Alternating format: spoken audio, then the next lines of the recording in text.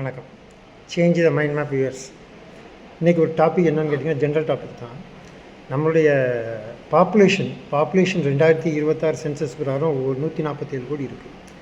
இதில் ஜென்ஸ் வந்து பார்த்திங்கன்னா 761 மில்லியன் தான் இருக்காங்க. லேடிஸ் வந்து பார்த்திங்கன்னா 715 மில்லியன் இருக்காங்க.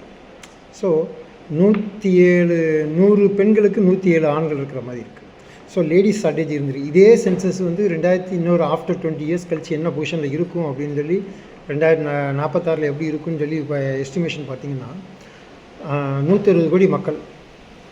அதில் வந்து 850 வந்து ஜென்ஸும் 750 லேடிஸுங்கிற மாதிரி இருக்கும். லேடிஸ் வந்து ஷார்ட்டேஜில் போயிருக்கு. எது என்னன்னு கேட்டிங்கன்னா, நம்ம ஒரு காலத்தில் வந்து குடும்ப கட்டுப்பாடுங்கிற பேரில் நாம் ஒருவர் நமக்கு இருவர், நாம் ஒருவர் நமக்கு ஒருவரே போதும், தம்பதியருக்கு ஒரு ஆள் ஒரு குழந்தை போதும், அப்புறம் குட்டுப்பாட்டு இந்த இதனாலலாம் இந்த மிஸ்மேட்ச் வந்துடுச்சு.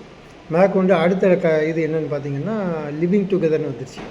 அப்புறம் எதுக்கு குழந்தை பெற்றுக்கணும், நாங்கள் ரெண்டு இருக்க வரைக்கும் ஜாலியாக இருந்துட்டு போகிறோம் அப்படிங்கும்போது அந்த ரேஷியோ வந்து பெர்த் ரேஷியோ வந்து குறைஞ்சிக்கிட்டே போயிடுச்சு. ஸோ இந்த பெர்த் ரேஷியோ குறைஞ்சி போது இன்றைக்கி டேட்டுக்கு நம்ம யங்ஸ்டர்ஸ் வந்து ஜாஸ்தியாக இருக்காங்கன்னு சொல்கிறாங்க. பட் ஒரு ஸ்டேஜில் 2050 அப்புறம் பார்த்திங்கன்னா எல்லாருமே ஏஜ்டு பீப்புளாக இருப்பாங்க. அன்றைக்கி யங் பீப்புள் வந்து ரொம்ப ரேஷியோ கம்மி. இதோடைய ரிசல்ட் என்னென்னு கேட்டிங்கன்னா, பிள்ளைகளுக்கு ஒரு வீட்டுக்கு ஒரு பிள்ளை இருக்கிறனால 2 பிள்ளை இருக்கிறனால யாருக்கும் எந்த விதமான ரிலேஷன்ஷிப் தெரியல.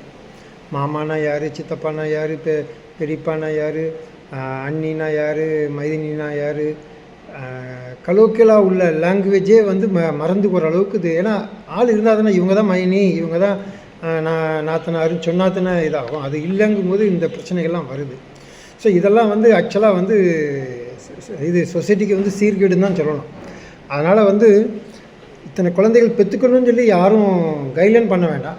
பட்டு இட்ஸ் ஆர்டர் ஆஃப் த டே வந்து கட்டாயம் வந்து குழந்தைகள் வந்து இன்றைக்கி டேட்டுக்கு அகெயின் வளர்ச்சி தேவை. ஒரு ஸ்டேஜுக்கு அப்புறம் பார்த்திங்கன்னா டெத் ரேட் ஜாஸ்தியாக இருக்கும், பெர்த் ரேட் ரொம்ப கம்மியாக போகும். அப்போ இந்தியன் எக்கானமி ரொம்ப மோசமாக இருக்கும். ஸோ அந்த மோசமாக இருக்கக்கூடாதுங்கிறக்காக உறவுமுறை பெயர்கள் எல்லாம் வழக்கத்தில் உள்ளதை புதுப்பிக்கணும்னா புதுப்பிச்சு கொண்டு வந்தால் தான் பிள்ளைகள்லாம் இருந்தால் தான் நல்லது. ஸோ அதனால் இனிமேல் அந்த பழைய பஞ்சாங்கத்தை பாடாமல் முன்னேற்றத்துக்கு உண்டான என்னென்ன இருக்கோ அதை பூரா பார்த்து நம்ம